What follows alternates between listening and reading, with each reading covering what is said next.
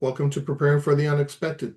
Today, I'd like to welcome back to the show for a fifth or sixth or seventh appearance, I forget what it is, Jason Haas, who is the technology evangelist, and a title I'm going to give him, and that's AI Resilience Pioneer. Jason, welcome to the show. Thank you so much, Alex. And thank you for that AI Pioneer title.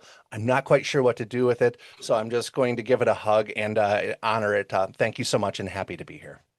Well, I've got a topic here to touch on. I came across an article just a little while ago that talked about AI and public health. And I know that you've worked in public health. And as I said, you're an AI pioneer in the resilience industry. So I wanted to get your thoughts on how AI can help us in the public health area. Right. And it's important. There's two sides to this coin. There's that enablement and there's that deception, disablement that comes with AI. So it's not always great. And before we get to the greatness of what AI can do, we really need to think about those negative things about what AI can also do that. It may exfiltrate data, maybe cause some reputational concerns, and all these other nefarious things that happen with governance. So, regardless of the institution, but absolutely critical in a healthcare type organization is that really strong governance of what can and can't you do with the data, what can and can't you do with AI. So, in the organization that I'm currently with, and unfortunately I can't say the name, but if you were to go to my LinkedIn, you could figure it out. So they're big into research, and AI is such a massive component of that. And before they got into that, they did the hard work of the governance, the rules, the regulations, the containment, where all of a sudden we can start interacting with PII and more importantly, PHI. So think about that from the healthcare practitioner's perspective, a doctor, a researcher, a clinician of some sort, where they can engage with AI, not only in that note taking. How many times have you been to a recent doctor's appointment where they will put their phone down and ask you, hey, is it okay if I record this conversation? We're using AI as our note taker. Very similar to how we conduct our tabletops. And when we do transcription, we usually bring that up to our stakeholders. But this is a tool of efficiency. You figure healthcare, like many other organizations, are having a resource issue. Resource is both financial as well as people. So they're having to do a lot more with less while supporting that mission of patient care, which is absolutely critical and the forefront in everything that healthcare does. It has to be patient-centered, patient-focused. It's not all just about money, unless you're maybe more in that manufacturing side in healthcare, but still that patient care, patient experience is critical in that. Uh, so yeah, in thinking about how AI can help, let's remove the governance and the negatives from it. So it can help with note taking and dissecting those conversations that they may have with patients. So as doctors have an exceeding expansion of their docket of patients, it's hard to keep track of all those different conversations and the requirements of those conversations. So AI note takers are a massive efficiency tool. Think from research, whether it's infectious diseases, cancer research, or whatever else out there that we're trying to prevent or resolve, is AI and its computational power and its research ability and all the great things it can dive into research in a way that humans have struggled with, where it can analyze larger, broader data sets and compare it to different controls and things like that. So there's a lot we can do with AI in healthcare, but there's that scary side too. But well, I imagine we'll get to that at some point. Well, let's jump to the scary side. The first thing that jumps to my mind is privacy, because there's so much personal, private, and sensitive information in a person's medical file. Right. And if we think of privacy and we think of healthcare, we think of HIPAA, or at least in the US, HIPAA based. So it's the controls around what you can and can't do with patient data, how you secure it, how it's shared, who can see it, when it can share it, and what it takes to share it to a broader audience, which is usually always the patient's authorization to release that PHI to a broader audience. So with AI, as we're having it more involved in healthcare, what if it starts making decisions for us? Let's think of, that Horizon case there. AI is now maybe making recommendations to the doctor, or maybe if there's not a doctor available, it's making decisions on behalf of a doctor. What if your health isn't the greatest and maybe your outcome doesn't look good? Do you want AI making the decision on whether you stay or not on life support? I don't. I want that to be a human decision. So as we lean into AI in healthcare in all these different type of sectors, keeping that human in the loop at the core of all decisions is the idea is AI is great, automation's great, but it's not great in everything. So having that human in the loop at the center of reviewing that AI data, using their intuition, their experience, their humanity to make the decisions based on the facts that AI is sharing, as well as the facts that they've collected themselves, to make a decision to enable the patient, not so much to have efficiencies in the healthcare systems to reduce cost or to free up beds or to try frontier-based trial medications or things like that. That's not for AI to decide. That is a human decision and a human conversation between the healthcare provider and the patient. That is, as we lean into technology and doing new things, is absolutely the most important thing. At least that's my take on it.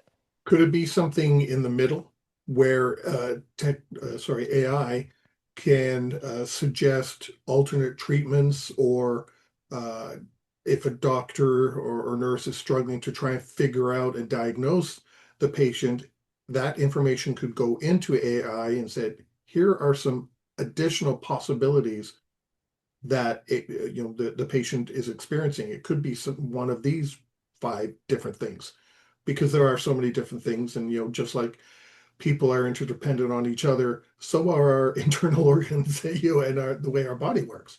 So can AI be leveraged that way? And the answer, short answer is, of course it can. But let's put some guide rails on this. We're not talking about that $20 a month ChatGPT subscription, or if you've recently subscribed to ChatGPT Health or Open or not Open AI, Anthropic Claude or Google Gemini. We're not talking about going to those off-the-shelf consumer available solutions. We're talking about tailored, monitored, and specifically designed and trained AI in a healthcare environment. So an enterprise level AI with the proper governance, with the proper training, with the proper controls and guide rails in here. We're not talking about Chat GPT that you may log into because you're spending $20 a month on it or using the free version.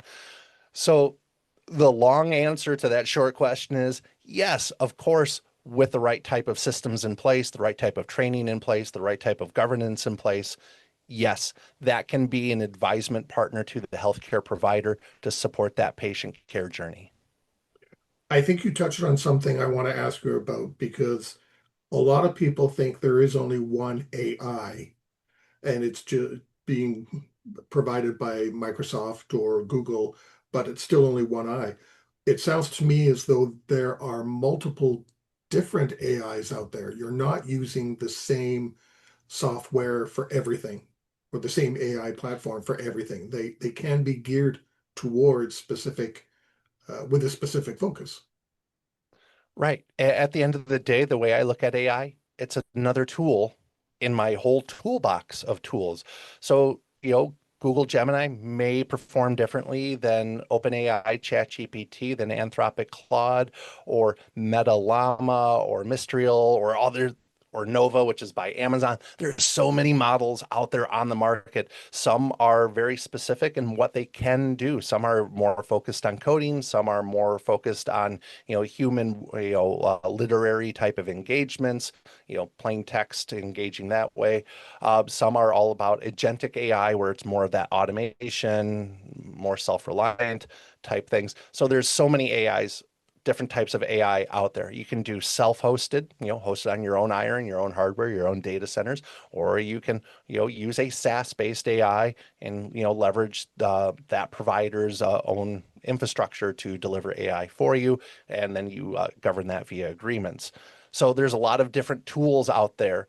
And at the end of the day, through some research, through discovery, and some trial and error, not at the patient care level. We don't do trial and error at the patient care level. We need to be on our A game. But in our research design and testing and testing environments, is you find the right AI tool for you, as well as then how to tailor that AI experience with additional type of training and context and guide rails of what it can and can't do in a healthcare environment.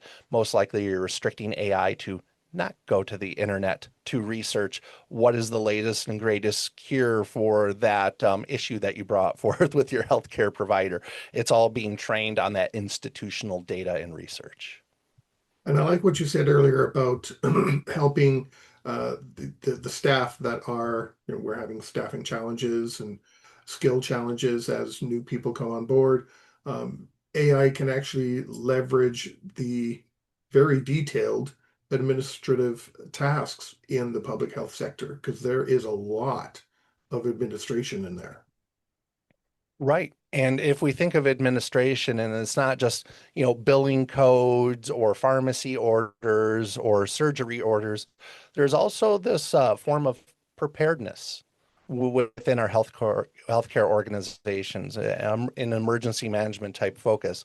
So similar to like what we do in business continuity, ITDR, crisis management, we love our tabletop exercises, and it's a way for us to prepare for that next event, whether it's that staffing constraint or AI making weird recommendations to our healthcare providers, which could cause a patient care issue. So there's other ways in an administrative way that we can leverage AI to enable our organizations to be better prepared for that horizon impact. So there's a lot of tools out there. You can roll your own. There's a lot of ways that we can be prepared, but that is another administrative function as well that AI can help our organizations with.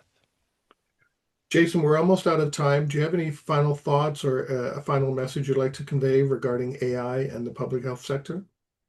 Yeah, tread lightly. You have to remember AI is a tool. It is not the second coming here. It is not the solution for everything. And as we embrace AI or keep it at arm's length, one thing that I remind myself quite frequently that AI is a liar and it shouldn't be trusted. It's that human in the loop. It's you, it's me, it's the other people we interact with. Our intuition, our professionalism, our experience, and just that gut feeling. If it doesn't feel right, then it isn't. Trust yourself, trust your experience, and then you can use some of that input of what AI is sharing with you to maybe help tailor that experience and that output you're going to do. But if you're just taking AI at face value and putting it forward as gospel, there's going to be accountability and it's not going to end well. On that note, that's a perfect spot to end. Jason, thank you so much for joining us today. Thank you so much, Alex.